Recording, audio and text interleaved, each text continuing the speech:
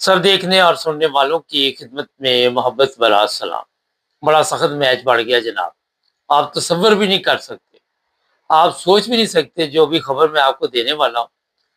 آپ نے پچھلے دنوں یہ خبر تو سنی تھی یہاں جلسہ سالانہ پہ کہ 2 لاکھ سے زیادہ لوگ جو ہے وہ جناب احمدیہ مسلم جماعت میں داخل ہوئے، مگر ہمارے ختم نبوت کے مجاہدین کو شدید غصہ تھا، اور پورے پاکستان کے جتنے بھی علماء ہیں انہوں نے بڑی محنت کی۔ یار ویسے محنت آپ نے بڑی کی، اور اس محنت کے رنگ بھی دیکھے، میں بھی بتاتا ہوں کہ یہ لے کے آئے، تھوڑی دیر میں یہ چیز بھی سامنے لاتا۔ رات دن جناب مفتی، علماء، مولوی، جو بھی لوگ ان کے تھے تبلیغی جماعت والے، انہوں نے پورے پاکستان میں پورا سال طوفان برپا کیا ہوا تھا کہ لوگوں کو جناب جو احمدی ہیں، یہ تو قادیانی کہتے ہیں، ان کو مسلمان کرنا، اور پھر جناب ان کی محنت رنگ لے آئی۔ آفرین ہے ان کی محنت پہ۔ اچھا جی، رزلٹ یہ نکلا ہے کہ 2,14,000 شاید جو بیعتیں یہاں پہ احمدیہ مسلم جماعت کی طرف سے اعلان ہوا، انہوں نے جناب سندھ میں ایک باپ اور اس کی 4 بیٹیوں کو جو احمدی تھے ان کو جناب مسلمان کیا۔ یار بڑی ویسے بات ہے یار، پورے پاکستان کے علماء پہ مجھے فخر ہے۔ بھاگ دوڑ رات دن اپنے نیندیں حرام کی، آپ نے اپنا وقت جو ہے وہ قیمتی جو آپ کا پہلے برباد ہے وہ اور برباد کیا، اور اس پر آپ سوشل میڈیا پہ جناب بڑی مبارکباداں، جپیاں، کچیاں، کیا بات ہے یار، مزہ آ گیا۔ ویسے تھوڑا سا ہی فرق رہ گیا، 2,14,000 اور 5 کے درمیان اتنا کوئی فرق نہیں ہے، مگر مجھے خوشی ہوئی کہ آپ فارغ نہیں بیٹھے ہوئے، اسی طرح آپ لگے رہے تو ہو سکتا ہے اگلے سال کچھ اور بھی آپ کو فائدہ ہو۔ اب یہاں پہ ایک اور نئی چیز سامنے آئی، جب انہوں نے ان کو کہا کہ کلمہ پڑھو، یہ سندھ کا علاقہ ہے کوئی، اچھا ان کو پہلے کلمہ آتا تھا، یار یہ مجھے سمجھ نہیں ہے، کسی کو یہاں پہ مسلمان کرنا ہو تو اس کو کلمہ سکھانا پڑتا ہے، یہ کہتے جی ہم نے سکھایا ہی نہیں، ان کو پہلے ہی آتا تھا۔ اب یہاں پہ کسی وہاں پہ جو مفتی تھا یا قاری تھا یا جو بھی تھے، نام لکھے ہوئے ہیں جی فلاں نے بیعت لی اور ان کو اسلام میں داخل کیا، ان سے سوال نہیں کیا آپ کو کلمہ کیسے آتا ہے، پہلے جادو کس طرح آپ کے دماغوں میں ڈل گیا یہ کلمہ، اور چیزیں بھی پوچھتے ہیں اسلام کے بارے میں، تو میرا خیال ہے کہ شاید ہو سکتا ہے ان علماء سے زیادہ آتی ہوتی، تو وہ بھی پوچھ کے دیکھ لینی۔ لیکن جو اس وقت جناب خوشی کے خوشی سے یہ لوگ کیا میں کہہ رہا ہوں مبارکبادیں جس طرح پیش کر رہے ہیں، اس سے میں نے کہا ہمارا بھی حق بنتا ہے ہم نے ان کو مبارکباد دیں۔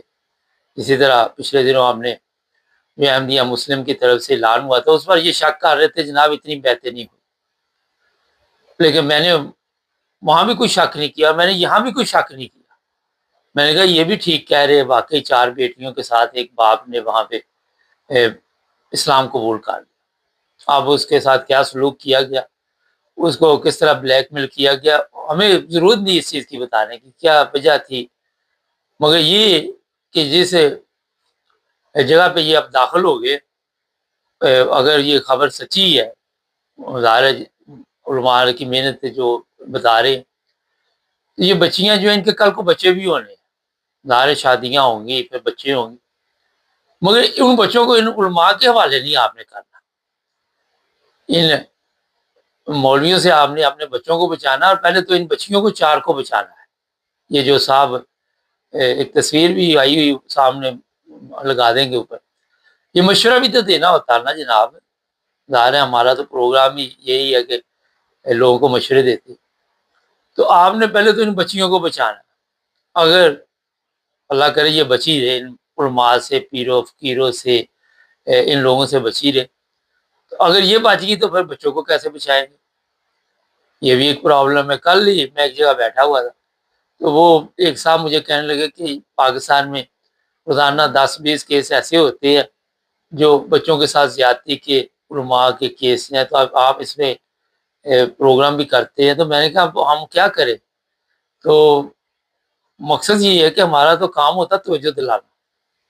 اب میں اسی لیے اس فیملی کو، کیونکہ یہ نئے اسلام میں داخل ہوئے، اب ان کو فراڈ سکھایا جائے گا، ان کو بے ایمانی سکھائی جائے گی، ان کو بتایا جائے گا ملاوٹ کیسے کرنی ہے، ان کو بتایا جائے گا دا کیسے لگانا ہے، مطلب 2 نمبر زندگی کس طرح گزارنی ہے آپ نے تاکہ آپ ہمارے جیسے ہو جائیں. اس کے بغیر ظاہر ہے وہ ان کا مشن پورا نہیں ہوتا. یہ جناب آج کے حالات میں جو پاکستان میں جن کو کلمہ آتا ہے ان کو کلمہ پڑھا رہے ہیں، وہ کبھی بیٹھ کے کبھی ان سے پوچھو تو صحیح یار یہ سارا کچھ آپ کو پہلے کیسے پتا تھا؟ سادہ سا سوال ہے. پاکستان کے باہر تو احمدیوں کو مسلمان مانا جاتا ہے، کسی کو کوئی تکلیف نہیں، لیکن پاکستان کے اندر یہ قوانین جو پاس کروائے، ابھی بھی لوگ اخباریں پرانی بھٹو کی لگا دیتے ہیں، کبھی کسی کی. وہ بدبختوں کبھی یہ بھی غور کیا ان لوگوں کے ساتھ سلوک کیا ہوا؟ ان کی زندگیاں کس طرح جہنم بن گئی، کس طرح ان کے جا کے جیلوں میں ٹھڈے مارے گئے جنرل چشتی جیسے بندے نے، جو ایک وزیر اعظم کسی زمانے میں تھا، پھر اس کے ساتھ کیا سلوک ہوا. کبھی ضیاء کی بھی سوچا، کبھی ان لوگوں کا سوچا تو کرو نا. یا تو چلو جی انہوں نے یہ کارنامہ انجام دیا تو ان کو نارمل تو نوبل پرائز دلوانا چاہیے تھا. وہ ٹرمپ کو تو دلوانے کے لیے آپ کہہ رہی ہے نا، تو ان کو جناب انعام دیا جائے نوبل پرائز. تو یہ بھٹو صاحب ظاہر ہے سپریم کورٹ نے بعد میں فیصلہ دے دیا جناب یہ غلط موت تھی، تو اس کے لیے بھی ایک درخواست ہے کہ اس نے بڑا کارنامہ انجام دیا تھا. ضیاء کے لیے تھے نوبل پرائز، شاید مرے ہوئے کوئی مل جائے، مجھے تو پتہ نہیں اس چیز. ناظرین، سوشل میڈیا بڑی زبردست چیز ہے، بڑی کئی دفعہ ہنسی آتی ہے وہاں پہ دیکھ کے، اور لوگ وہاں پہ تاثرات اپنے لکھتے ہیں. اب سارے تو پڑھے نہیں جاتے، مختصر سے ہوتے ہیں.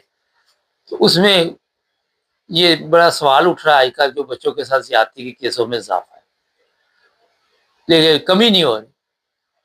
اب ہم اس میں کیا کہہ سکتے ہیں؟ بلا ناگا 10 سے 20 مولوی پکڑے جاتے، عام پبلک تو پکڑی نہیں جاتی. عام پبلک کا تو پتہ ہی نہیں کیا حال ہو رہا ہوگا. لیکن عام پبلک میں یہ برائی اتنی تیزی کے ساتھ ان علماء نے پھیلا دی ہے کہ وہاں پہ میں پچھلے دن بتایا تھا 1 کروڑ سے زیادہ لڑکیاں بیٹھی ہوئی پاکستان میں جو 35 سال سے اوپر ہے، شادیاں نہیں ہوئی. کس نے کرنی شادی؟ کسی کو جہیز کا مسئلہ بنا ہوا ہے، کسی کو پسند نہیں آتا. جو صحیح اسلامی راستہ وہ کسی نے نہیں اختیار کرنا. جو غلط راستہ ہے، جب آپ کے سبق دینے والا، جب ٹیچر آپ کا، جب آپ اچھا پچھلے دنوں ایک ٹیچر بھی پکڑا ہوا تھا، کئی پکڑے جاتے ہیں مگر ایک آدھی کی خبر آ جاتی ہے سوشل میڈیا پہ. تو جب آپ کے بڑے جو ہے جو آپ کو لے کر راستہ دکھا رہے ہیں وہی بھٹک چکے ہیں، تو آپ کس طرح سیدھے راستے پہ آ سکتے؟ آپ کس طرح اپنے آپ کو تبدیل کر سکتے؟ ایسے ہو سکتا ہے کبھی؟ پہلے تو خود اپنے آپ کو آپ نے نمونہ بنانا ہے. آپ نے تو جو اس طرح کا نمونہ پیش کیا ہے، اس کے بعد قوم نے اس برائی کو برائی نہیں سمجھی، اس برائی کو سمجھتی نہیں برائی. وہ کہتے ہیں یہ عام ہو چکا ہے. کبھی دیکھا کسی جگہ پہ اس بارے میں آپ نے سنا ہو؟ پچھلے دنوں میں دیکھ رہا تھا لاہور کے ایک مولانا صاحب تھے، ان کو زیادتی کسی بچے کے ساتھ کی، تو 1.5 سال جیل تو لمبی ہوئی تھی مگر پھر تعلقات پاڑ پوڑ کے 1.5 سال بعد رہائی ہوئی. انہوں نے پھر آ کے مدرسہ کھول، کسی نے ان پہ پابندی نہیں لگائی، کیونکہ اب جیل سے وہ اور کرتب سیکھ کے آئے، اب اور طریقہ واردات ہوگا اور اس سے اب وہ اپنی بچت کریں گے. دیکھیں عادت جو پڑی وہ تو جانی پڑی، یہ تو آپ کو میں بتا دوں. یہ اپنے سیاستدان دیکھ لے، جو لوگ بھی ہیں جن کو سیاست میں حصہ لینے کا شوق ہے وہ کہتے نہیں ہے، ان کی عادت نہیں جاتی. کوئی بھی عادت پڑ جائے تو اتنی آسانی سے جانے والی نہیں ہوتی. اور پھر یہاں پہ ہوتا یہی ہے، یورپ میں آپ کو بتا دوں یہاں بھی کئی ڈاکٹر پکڑے جاتے ہیں، عورتوں کے ساتھ کوئی ایسا مسئلہ بن گیا، ان کو دوبارہ اجازت نہیں کہ وہ ڈاکٹر بن سکتے. ڈاکٹر کا سرٹیفکیٹ ختم، فنش. اگر ٹیچر ہے کوئی ایسی غلطی فنش. اگر کوئی یہاں تک کہ ٹیکسی ڈرائیور ہے فرض کرے، وہ بھی کوئی ایسی پرابلم ہو جائے اس کے دوبارہ ٹیکسی چلانے کی اجازت نہیں دیتے. یہ تو ہمارا ملک ہے، جو جتنا بڑا جرم کیا ہوگا اتنا بڑا اس کو جناب وہاں پہ اعزاز دیا جائے گا۔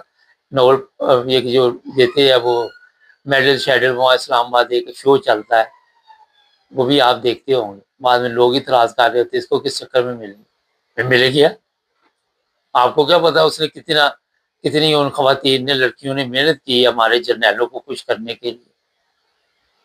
تو جب گیمبو خوش ہوا تو پھر ایوارڈ ملے یا جو مرضی ملے، آپ کو کیا، آپ کا کیا لینے دینا؟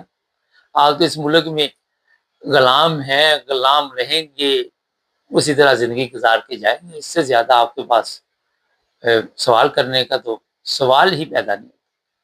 خیر، پھر ایک دفعہ ان علماء کو مبارکباد، محنت جاری رکھو، امید ہے اگلے سال دیکھیں گے اور کیا خبریں آتی ہے آپ کی طرف سے۔ چینل کو سبسکرائب کر لیں، جڑے رہیں۔